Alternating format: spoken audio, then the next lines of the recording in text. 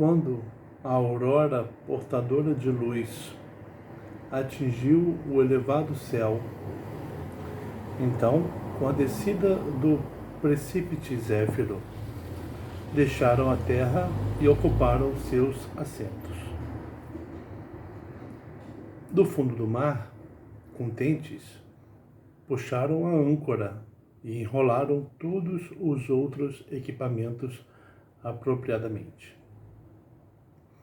Ao alto içaram a vela, estendendo-a com as correias da verga.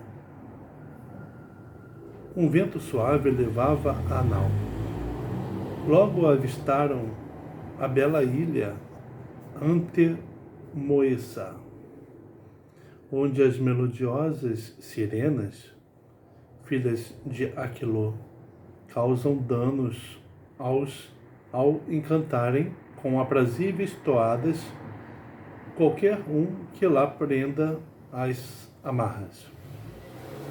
Tendo-se deitado como é que surgiram as sirenas? Tendo-se deitado com Aquilô, a formosa Terpsícore, uma musa, uma das musas, gerou-as. E outrora cuidaram da poderosa filha de Deméter, ainda indômita em seus folguedos. Possuíam as sirenas, ainda indômita, possuíam então um aspecto semelhante, parte às aves e parte às virgens, e sempre em emboscada sobre um penhasco com bom ancoradouro. Muitas vezes furtaram o doce retorno de muitos, consumindo-os em prostração. Sem se importarem também, emitiram com suas bocas uma voz de lírio aos heróis. Como é que eles vão escapar?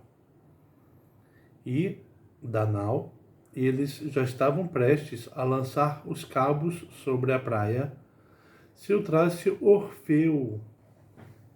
Aí o Orfeu vai ajudar de novo, hein? Filho de Eagro, tendo estendido em suas mãos a forminge da Bistônia, não ressoasse a ligeira melodia de um canto cheio de movimento,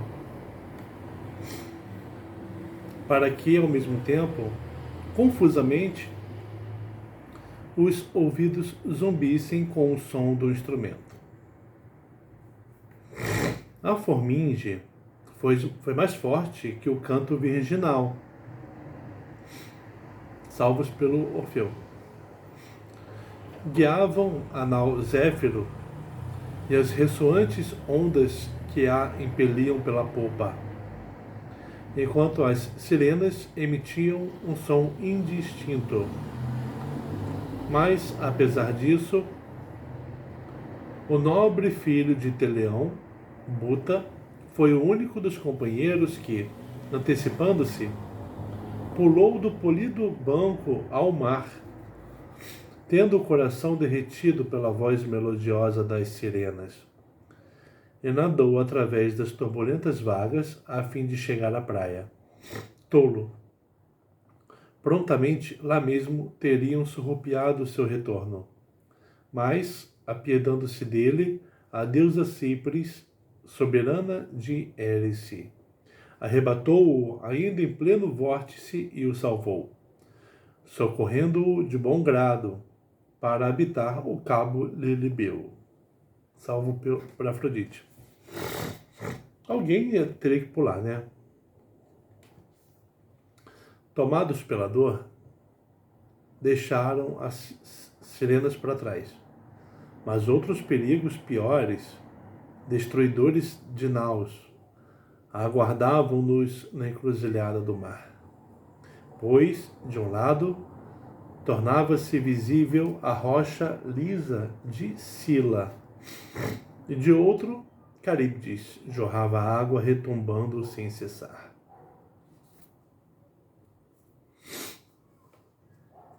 Alhures, as rochas plânctas ressoavam sob grandes ondas, de onde, outrora, emanava uma chama ardente dos elevados cumes sobre a rocha aquecida pelo fogo.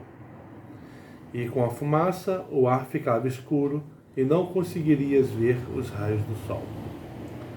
Então, apesar de Hefesto ter interrompido seus trabalhos, o mar ainda exalava um vapor quente.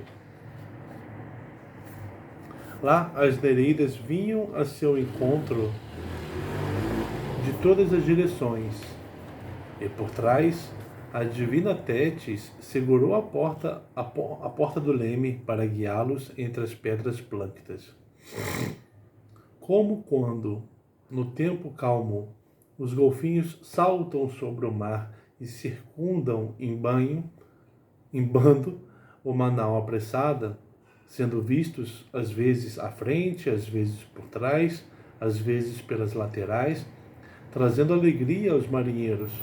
Assim as nereidas, em grupos, avançavam e circundavam a nau Argo. Tétis conduzia a rota, e quando estavam prestes a colidir com as plânctas, então elas erguiam a borda do vestido até os brancos joelhos e se moviam de um lado a outro sobre as próprias pedras e o quebrar das ondas separadas entre si. Entre as próprias pedras e o quebrar das ondas separadas entre si. A corrente sacudia a nau. Ao redor, as violentas ondas, ao se erguerem, chocavam-se contra as rochas, que ora alcançavam o céu semelhantes a um penhasco, ora submersas, alojavam-se na parte mais profunda do mar, onde uma vaga selvagem as cobria por inteiro. Olha a pedra. Grandes rochas que quando o mar recua, elas se mostram muito altas. Quando o mar enche, elas ficam escondidas lá no fundo. Então o perigo o barco está em cima delas e a água sumir, ou principalmente a onda jogar o barco contra a rocha.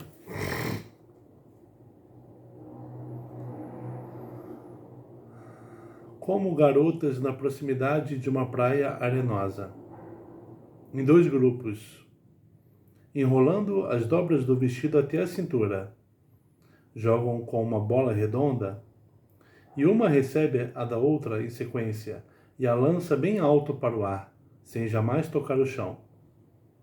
Assim as nereidas, alternadamente de uma a outra, lançavam a nau em movimento através do ar e sobre as ondas, sempre longe das rochas. Elas jogaram com a nau, assim como ninfas mulheres jogam com a bola. Em torno delas, a água borbulhava bramindo. O próprio soberano Hefesto, de pé sobre o topo de um íngreme cume, observava-as encostando o pesado ombro sobre o cabo do martelo, bem como a esposa de Zeus, erguida por cima do resplandecente céu, e ela abraçava Atena. Tamanho era o medo que sentia ao contemplar a cena. Todos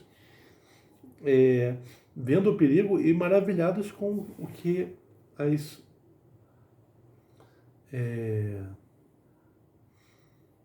esses deuses faziam, né?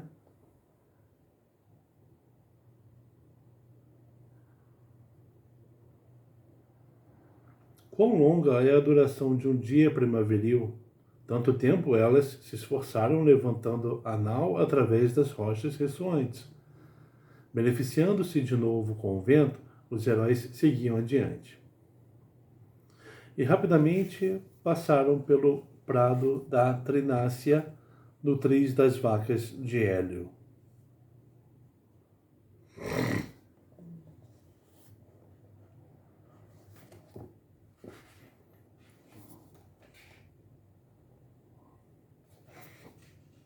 Então as nereidas, semelhantes a mergulhões, penetraram nas profundezas após executarem as ordens da esposa de Zeus.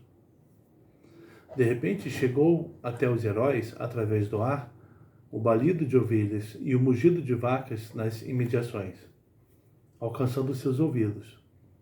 Ao longo da várzea orvalhada, Faetusa, a mais jovem das filhas de Hélio, apacentava o rebanho, segurando na mão um cajado argênteo. Lampécia, responsável pelas vacas, seguia empunhando um bastão de brilhante oricalco. Eles contemplavam o gado enquanto pastava junto às águas do rio, pelo campo e pelo úmido prado. Nenhuma das vacas possuía pelagem escura, e todas, equiparáveis ao leite, orgulhavam-se dos áureos chifres. Passaram por elas durante o dia.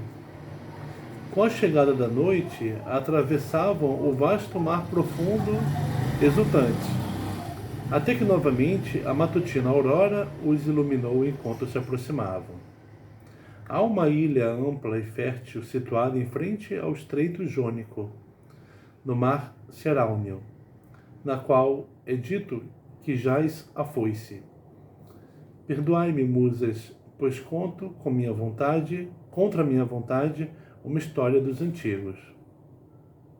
Está pedindo licença para as musas.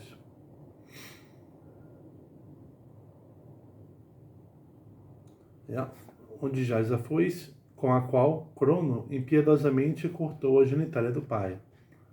Mas outros dizem ser a cegadeira que ceifa o colmo, pertencente a Ctônia Deo, pois outrora Deo habitou aquelas terras e ensinou aos titãs a maneira como colher a fecunda espiga, por afeição a Macris. Desde então é chamada pelo nome de Drépane, a sagrada nutriz dos feácios. E também dessa forma, os próprios feácios são oriundos do sangue de Urano. Após ter sido detida por muitas dificuldades, a nau Argo chegou até eles, graças aos ventos do mar da Trinácia. Alcino e o povo receberam alegremente os recém-chegados com amáveis sacrifícios, e toda a cidade exultava com a presença deles. Dirias que se rejubilavam como por seus filhos, e os próprios heróis se regozijaram em meio à multidão, como se tivessem alcançado o centro da Emônia, mas estavam prestes a se armarem para o combate.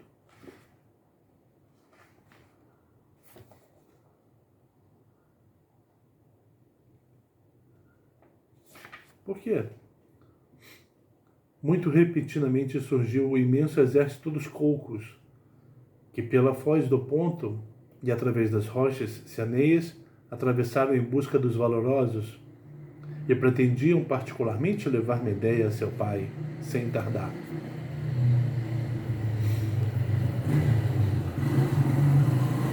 Caso contrário, ameaçavam conduzir uma dolorosa batalha com extrema crueldade, tanto no local como, depois, com a expedição de Eeta.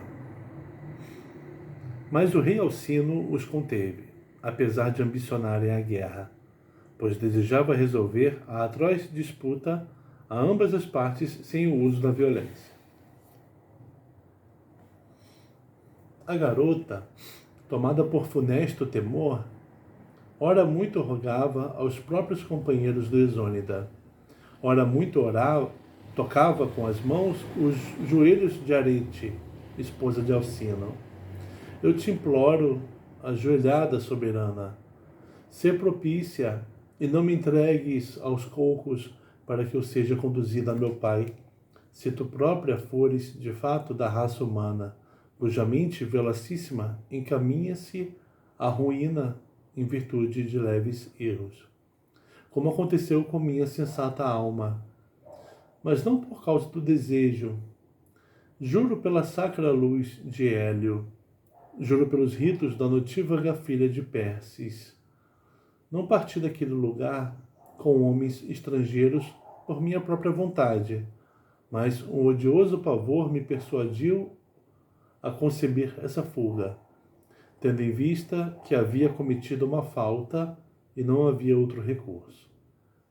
Minha cinta ainda permanece como na casa de meu pai, imaculada e inviolada. Apieda-te, senhora, e roga a teu marido. Oxalá os imortais concedam-te uma vida repleta de êxitos, felicidade, filhos e a glória de uma cidade inexpugnável. Tais coisas implorava a Arete, vertendo lágrimas, e tais coisas, em sequência, a cada um dos valorosos. Por vossa causa, ó muito valorosíssimos, e em virtude dos vossos trabalhos, eu estou aflita. Com o meu auxílio, jungistes os touros e ceifastes a messe funesta dos nascidos da terra. Está falando para os argonautas, né? E por minha causa, logo levareis, ao regressardes, o tosão ouro à Emônia. Fui eu quem perdeu a pátria e os genitores, a casa e toda a alegria desta vida. A vós possibilitei o retorno à pátria e às vossas casas, e ainda contemplareis com venturosos olhos os genitores. Mas um pungente destino tirou-me a felicidade.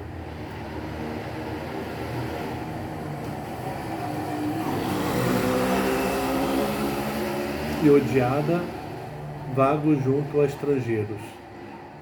Temei os pactos e os juramentos. Temei a erínia dos suplicantes e a indignação dos deuses. Se eu cair nas mãos de Eta para ser morta com doloroso ultraje, nem com templos, nem com torre protetora, nem com outro abrigo posso contar, mas somente convosco. Infelizes, repletos de crueldade e ímpios, não vos envergonhais em vosso coração ao me verdes desvalida, estendendo as mãos até o joelho de uma rainha estrangeira.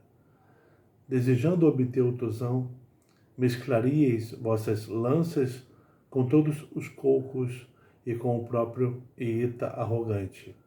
Mas agora vos esquecestes da virilidade, quando são somente uns poucos.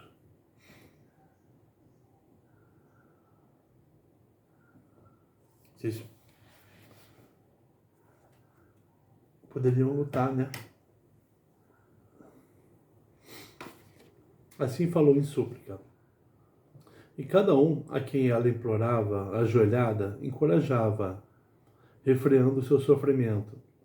Eles brandiam as lanças de ponta afiada nas mãos e as espadas fora das bainhas, e declaravam que não se furtariam a ajudá-la, caso ela se defrontasse com um julgamento injusto. Se defrontasse com um julgamento injusto.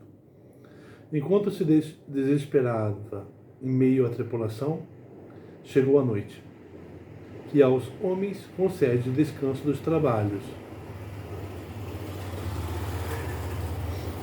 e aquietou igualmente toda a terra.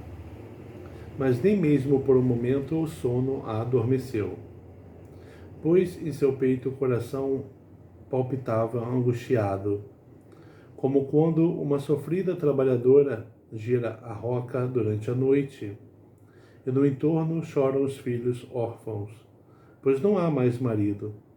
Ela verte lágrimas sobre o rosto ao se recordar do melancólico destino que a atingiu. Assim o rosto de Medeia era umedecido e seu coração palpitava, pungido por dores lancinantes. Dentro da residência na cidade, como outrora, o rei Alcino e sua esposa Arete, muito reverenciada, deliberavam em seu leito acerca da garota.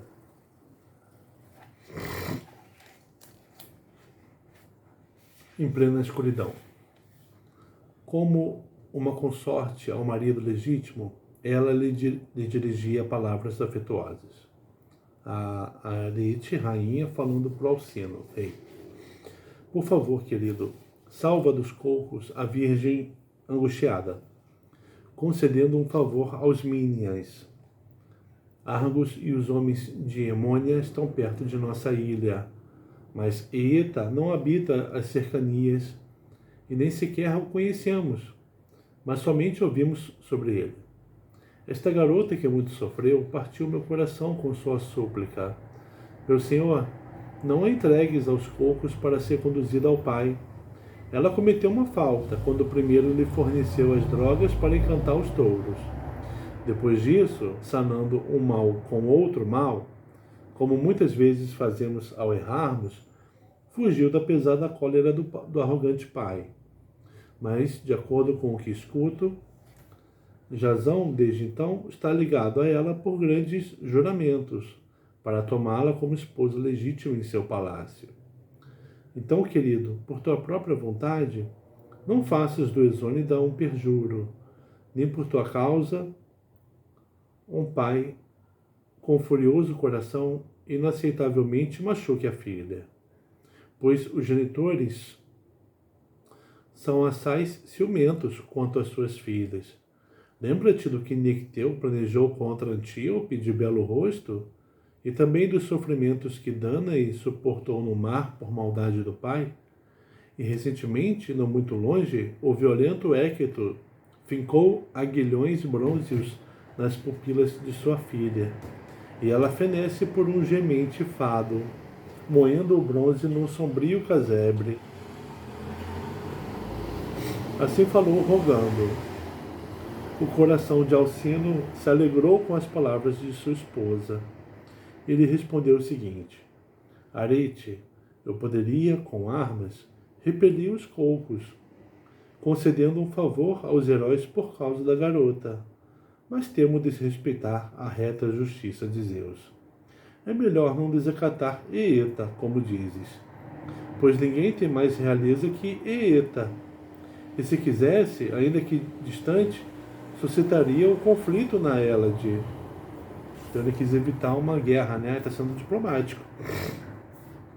Por isso, convém a mim tomar uma decisão que seja a melhor a todos os homens, e nada te ocultarei. Caso seja virgem, determinarei que retorne a seu pai. Caso compartilhe o leito com um homem, não a privarei de seu marido, nem entregarei a prole aos inimigos, se a carrega no ventre. Assim falou. E ela tinha dito que era virgem, né? E imediatamente o sono o adormeceu.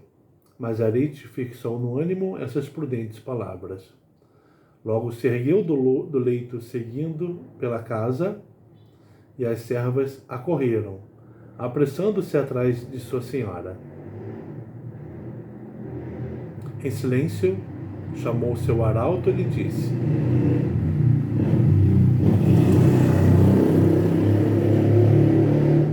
já estou vendo que ela vai agir como Afrodite. Em silêncio, chamou seu arauto e lhe disse, incitando Jazão a, com prudência, unir-se à garota. E para não rogar ao rei Alcino, pois ele próprio irá ante os cocos proferir tal julgamento. Caso seja virgem, restituirá Medeia à casa de seu pai. Caso compartilhe o leito com um homem, não mais a separará do amor conjugal. Assim falou, e os pés prontamente o levaram ao arauto para fora do palácio, para anunciar a Jazão as auspiciosas palavras de Arete e a decisão de Alcino, temente aos deuses.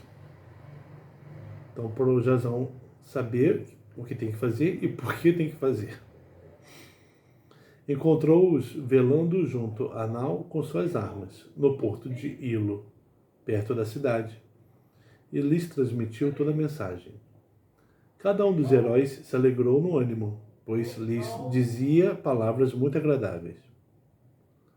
De imediato, após mesclarem vinho e água numa cratera, aos afortunados, conforme o ritual, e piamente trazerem as ovelhas até o altar, prepararam à garota, na mesma noite, um leito nupcial na mesma gruta sacra, onde outrora habitara Macris, a filha do sábio Aristeu, o qual havia descoberto o produto das abelhas e o óleo da oliveira, derivado de muito esforço. Eles vão fazer uma cama, uma gruta, né?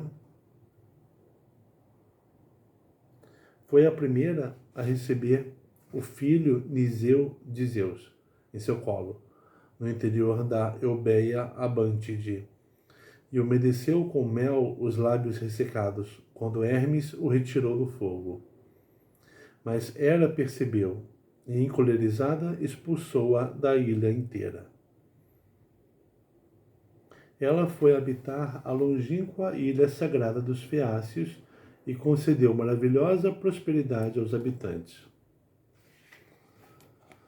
Ali então estenderam um grande leito, e sobre ele jogaram o radiante tosão áureo, para que fosse um casamento honroso e digno de canto. Então vai ser união conjugal.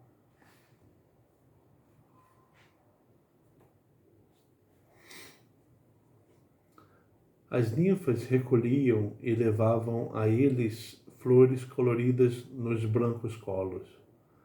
Um brilho, como de fogo, circundava todas.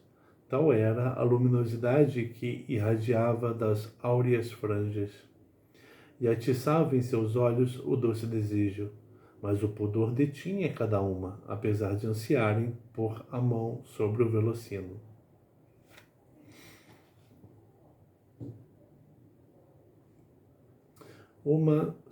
Umas das ninfas eram chamadas filhas do rio Egeu.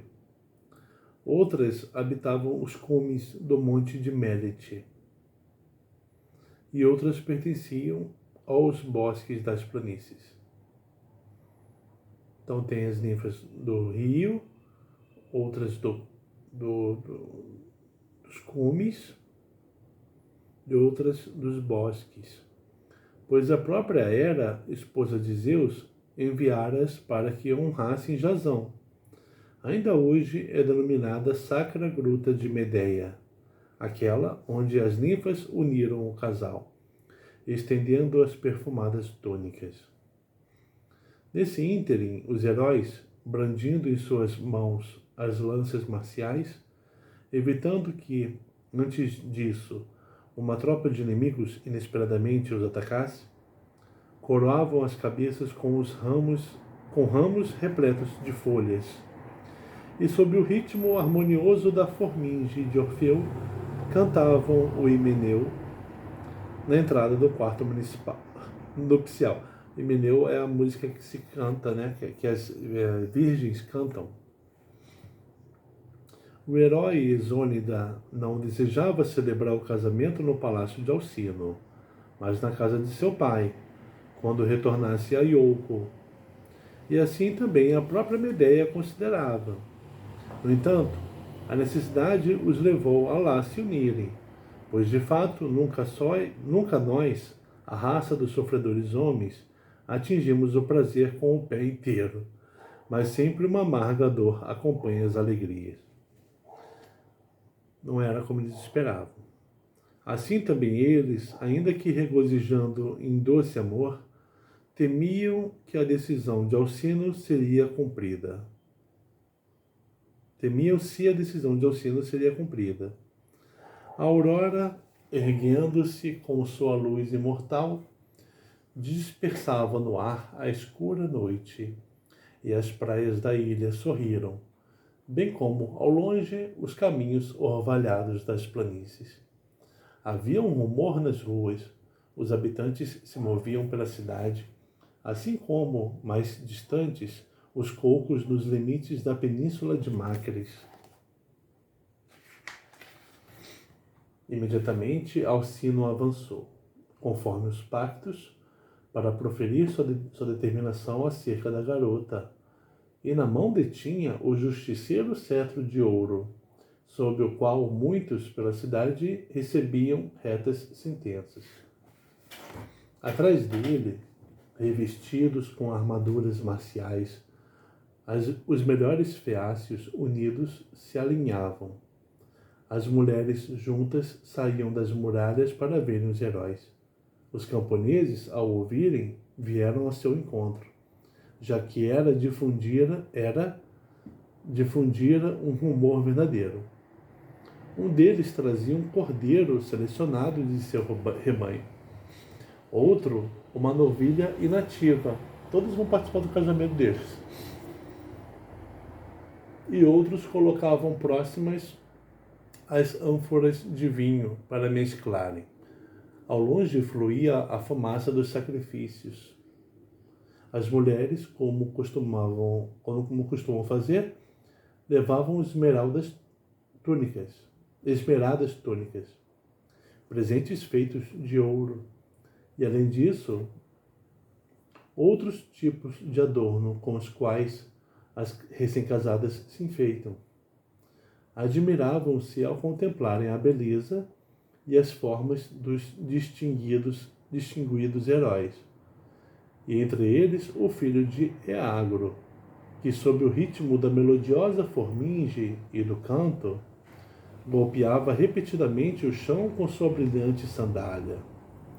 As ninfas todas juntas, quando mencionavam o casamento, entoavam o desejável Himeneu. E outras vezes elas cantavam sozinhas, criando um formato circular em sua honra.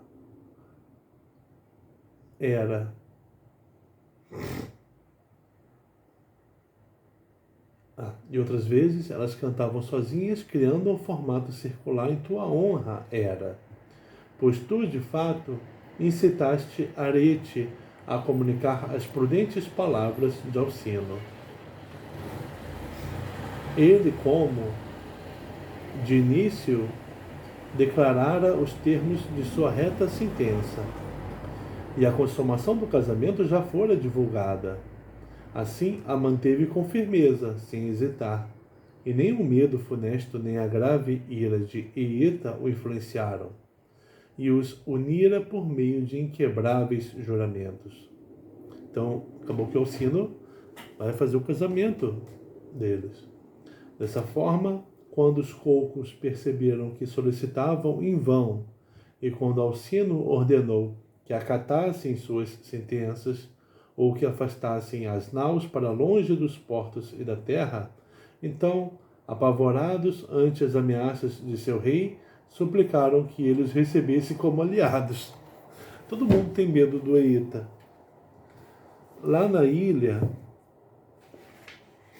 junto aos feácios, habitaram por um longo período, até que os Baquíadas, cuja raça é oriunda de Éfera, lá passaram a residir com o tempo, e eles se deslocaram para a ilha oposta. De lá estavam prestes a alcançar os montes Cerálneos dos Amantos, os Nesteus e o Órico, mas isso se passou depois de um longo período. E ainda lá os altares que Medeia erigiu no santuário de Apolo pastoral recebem sacrifícios anuais às moiras e às ninfas. Na partida dos Mínias, Alcino concedeu-lhes muitos dons de hospitalidade, bem como Arete, e além disso deu a Medeia 12 servas feácias do palácio para lhe auxiliarem. No 7º dia deixaram Drépane. De manhã, uma vigorosa brisa sobreveio sob um claro céu, e com o sopro do vento, eles muito avançavam navegando. Mas ainda não era destinado aos heróis pisarem na terra acaia, até que também sofressem nos confins da Líbia.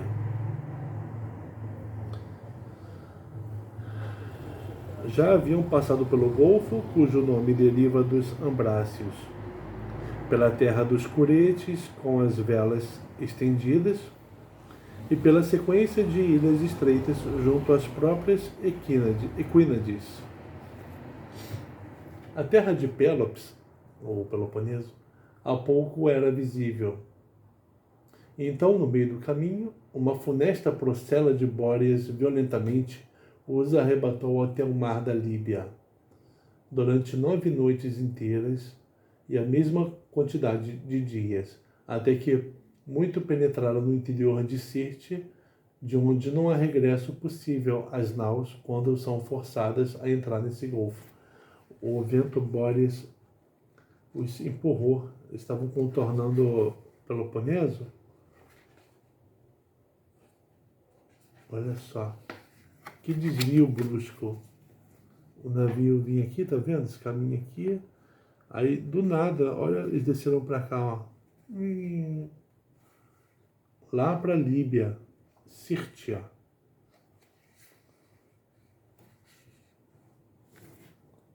Penetraram no interior de Sirte, de onde não há regresso.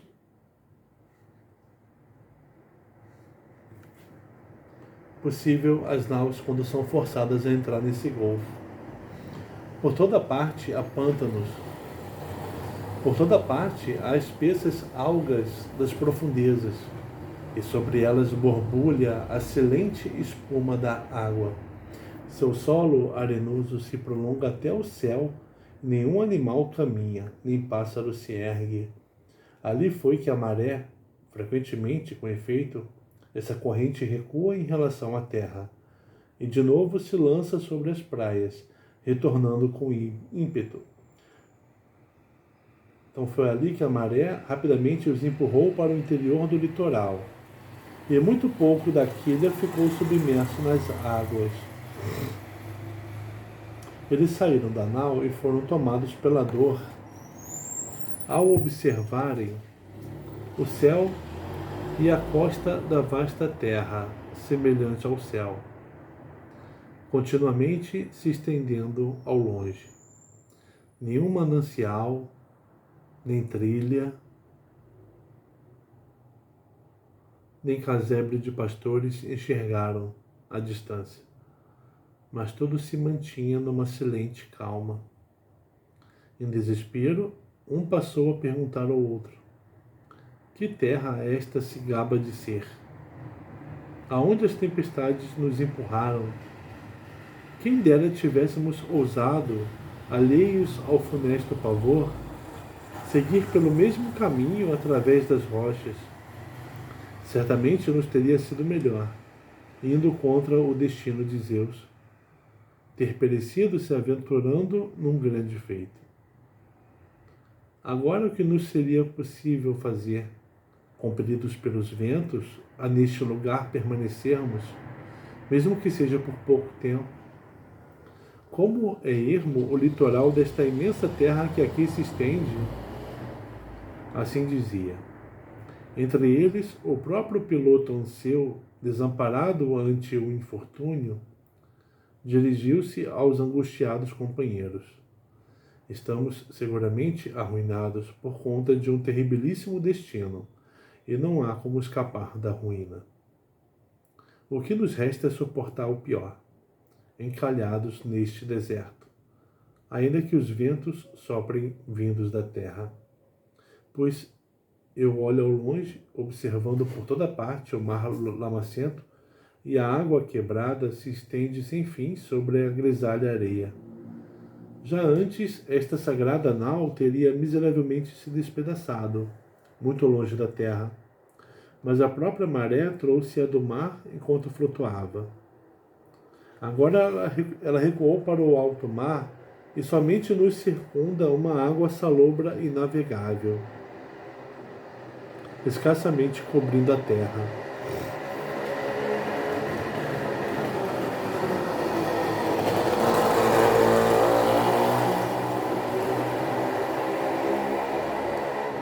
Por isso eu afirmo que toda a esperança de retornarmos desta navegação se encerrou. Que um outro demonstre sua habilidade, pois lhe é permitido sentar-se junto ao leme, ansiando pelo regresso. Mas Zeus, de modo algum, quer nos proporcionar o dia do retorno depois de nossos sofrimentos. Assim falou em lágrimas, E os que eram habilidosos em navegação concordaram com o angustiado piloto. O coração de todos gelou por dentro e a palidez se espalhou pelos rostos. Como homens semelhantes a imagens inanimadas, vagam pela cidade, esperando pelo surgimento da guerra ou da peste ou de uma chuva imensa, que infinita arrasa os trabalhos dos bois, ou quando as estátuas espontaneamente vertem sangue ao soar, e mugidos são ouvidos nos recintos sagrados, ou quando o sol, na metade do dia, transporta do céu à noite e os astros luminosos brilham através do ar.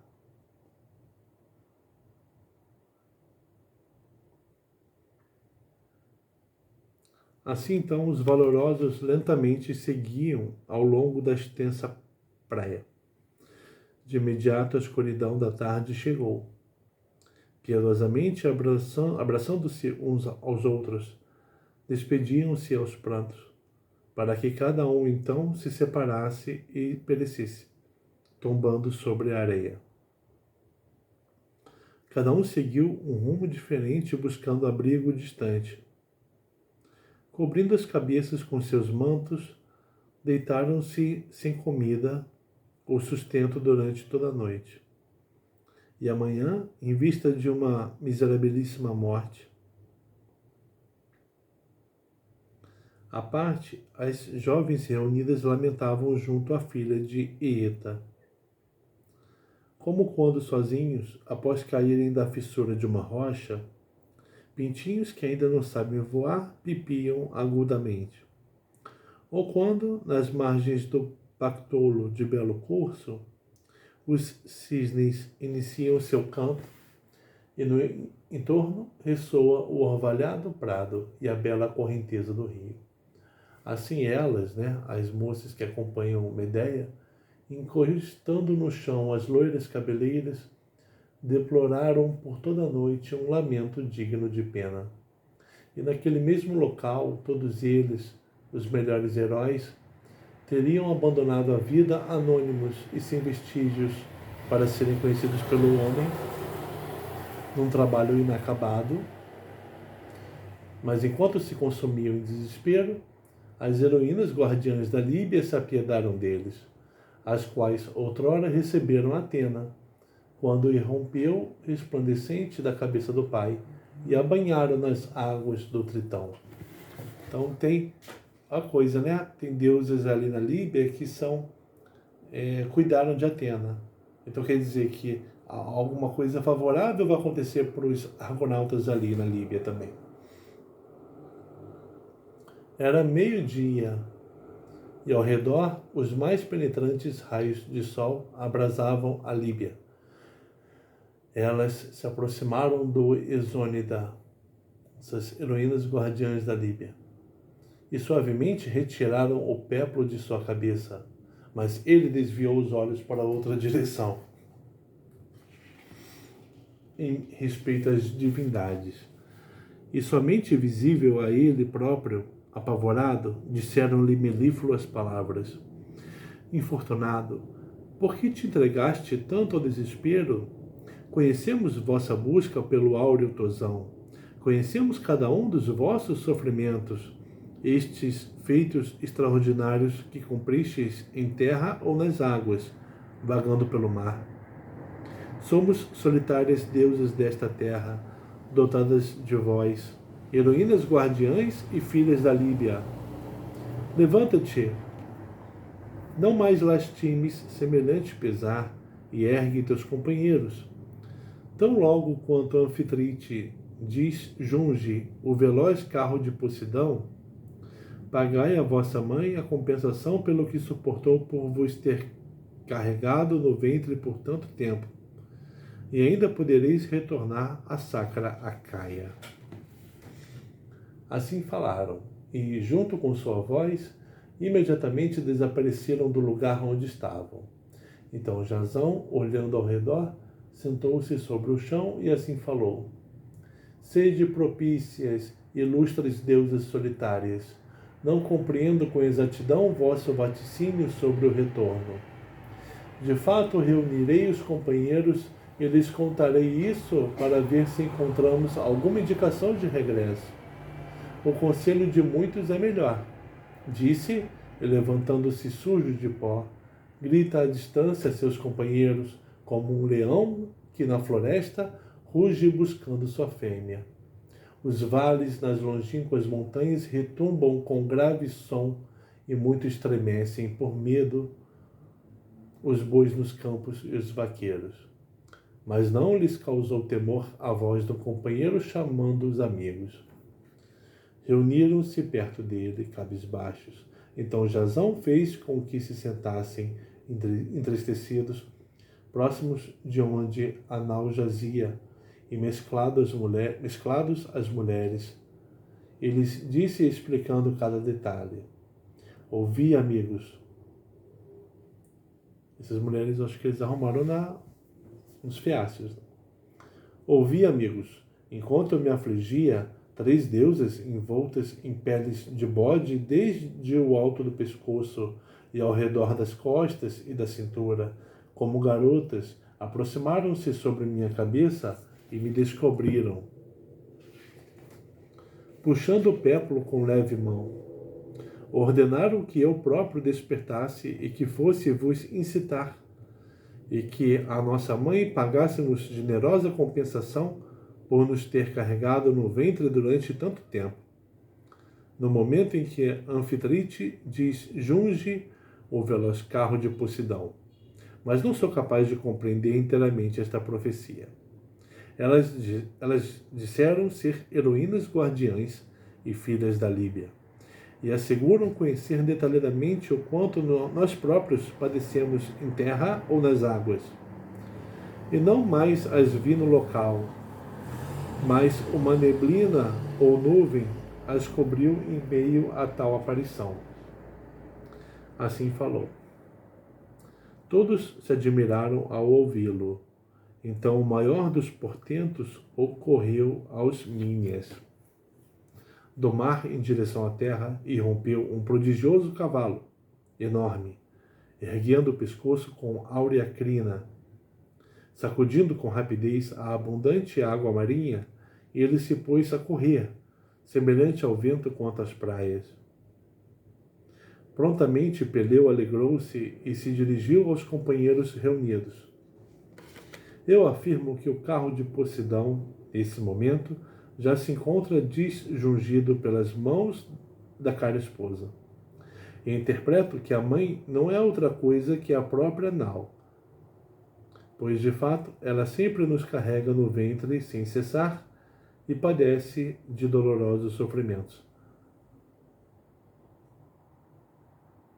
Eu afirmo que o carro de Posidão, nesse momento, já se encontra disjungido pelas mãos da cara esposa. Posidão. Quem? A Nau Argos, a esposa de Posidão. Interpreto que a mãe não é outra que a própria Nau, pois de fato ela sempre nos carrega no ventre sem cessar e padece de dolorosos sofrimentos. A Nau é como se fosse um ventre que os leva, né?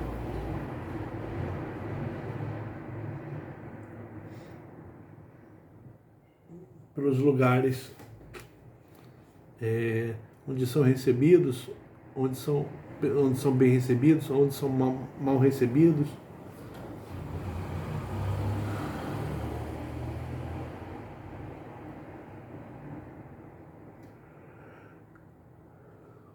Vamos, erguendo-a com sólida força, que a nave encalhou, infatigáveis ombros, a levaremos para o interior desta terra arenosa, na direção em que o veloz cavalo conduzir os passos.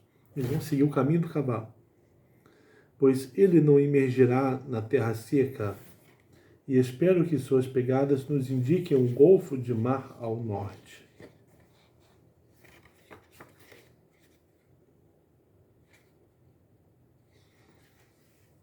Assim falou. O plano apropriado agradou a todos.